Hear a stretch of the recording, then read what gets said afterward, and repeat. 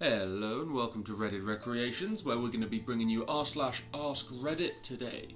And with, what was the worst mistake you ever made? Let's get into it. Emily Holt 31 says, quitting college to take a management promotion at my fast food job. I almost did this. I was working fast food as a shift manager and going to a nearby community college in the early 2000s. Our store manager had just quit and they were looking to replace him. There were two options. One guy who was already the assistant manager and wanted to make me his assistant when he was the store manager. This meant a salary job making around 45 to 55k a year. Again, early 2000s. The other was a guy from another store who wanted to bring his own people.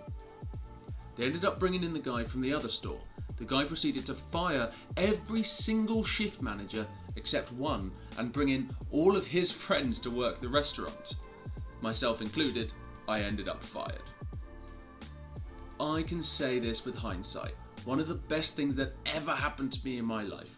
It motivated me to get off my butt and go away to college. Get the campus experience where I met my now wife. Fun postscript. The one manager they kept was a buddy of mine, who we always jokingly called McLifer. He still works for the company, just at a different store. When I went home for a holiday break, around 2010 or so, I saw the manager that fired me and he was stocking shelves at the local Walmart. That's what prompted me to contact my old buddy and ask if he knew anything, and he laid out the story for me. There we go. The guy that fired me and brought his friends ended up being fired himself when he was caught stealing cash at the end of the night. He and his friends would underring customers, miscount drawers, and blame others for the error.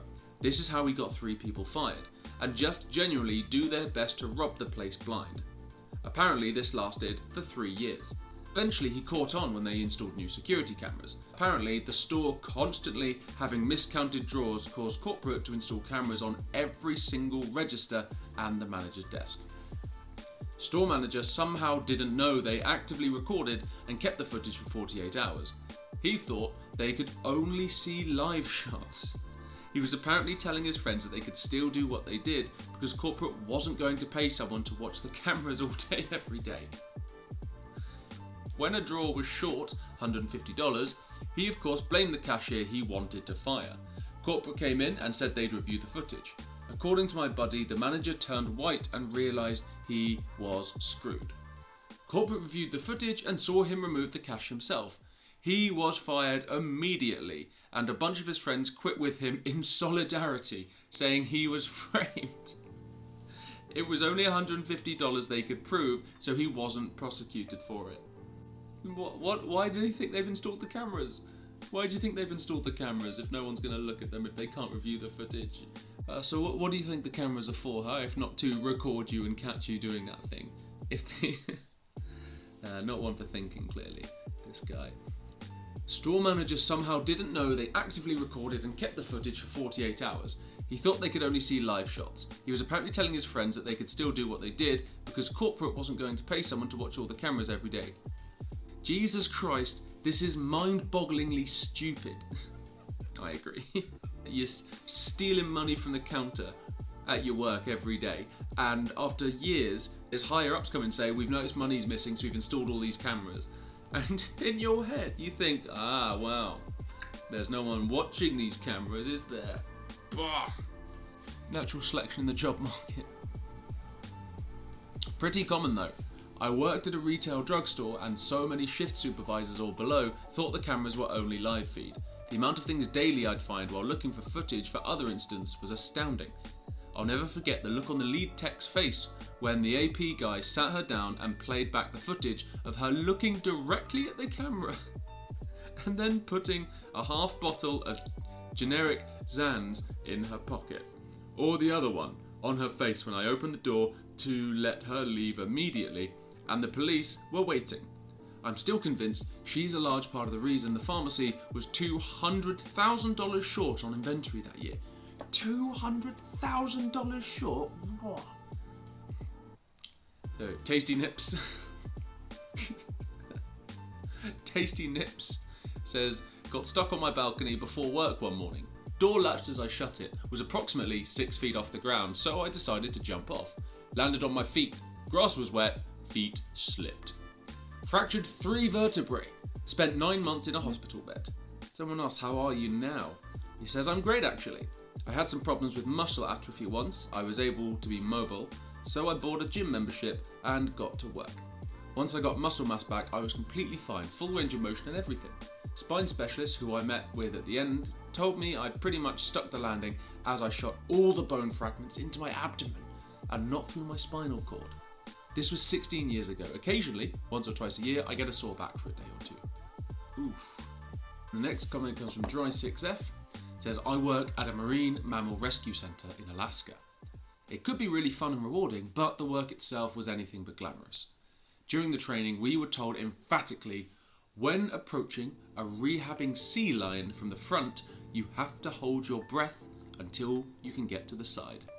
Their breath will knock you out.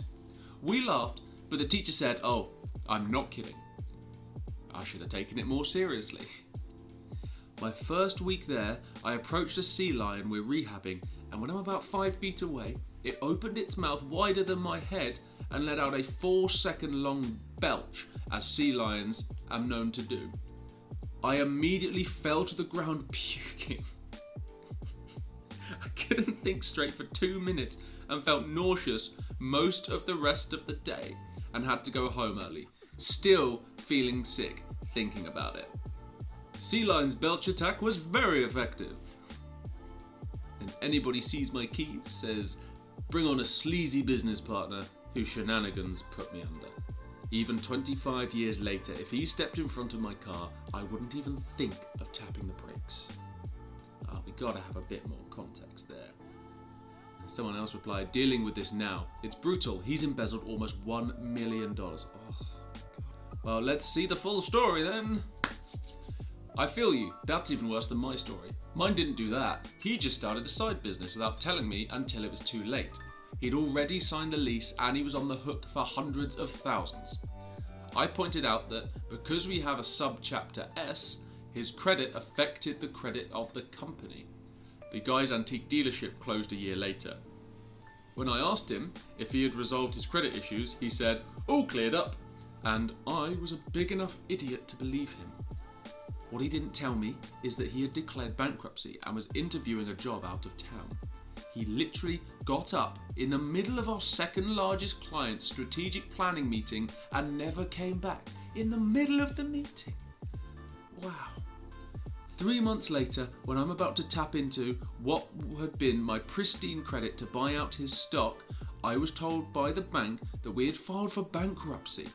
After all, if one shareholder files, then the company is bankrupt. News to me. As a result, I couldn't borrow a dime. He never told me a thing about it. Because my company credit was now messed up beyond recognition, it absolutely destroyed my vendor relationships. I couldn't do anything. I had to fold and file bankruptcy myself. This with a business I had spent 8 years building into $5 million in annual sales. Poof, gone. Mind you, I made big mistakes in how I handled it. The minute I found out he had opened a side business, I should have given him the option of shutting down that side gig or forfeiting his shares of stock. But I was kind of naive and trusting. Oh, this poor guy. Oh man, putting in all that hard work and effort just for someone else to come and absolutely ruin it. I mean, yeah, I also wouldn't think of tapping on the brakes if I saw him in front of the car, and he didn't even do this to me. Solidarity, brother. I'd get him for you. Pet sitting for a pet fox. I pet sit for a living and came across an opportunity to get 10 times the money 1 week for pet sitting for a pet fox while the owners were on vacation. It was super cute, but now it's a year later and my car still smells like fox. No idea how that's even possible. The fox was never in the car. Can't take friends on rides anymore. Sad face. SiteLab says, dorky guy in our graphics lab at school was trying to convince us to buy Apple stocks as we struggled with our POS PowerPC 6300s. No man, they're rehiring the CEO they fired. He started the company. He's like visionary. He's going to resurrect them. Right. My husband is forever annoyed at his mum for not getting him stock in Google on his 13th birthday like he asked for. Apparently her response was, the internet is just a fad, so she bought him a skateboard or something. Poor mum, poor mum. You can tell that this guy clearly was on something, 13 years old, and he's asking for stock. But seems like he knew what he was talking about, and mum didn't believe him. Which, come on. It's like now, imagine your 13-year-old child says, can you get me stock in this random business? And you're just going to be like, what? Why is my child asking for stock? They're 13. But, just in case you're wrong, maybe you should do that. Oh, and I've heard about this before.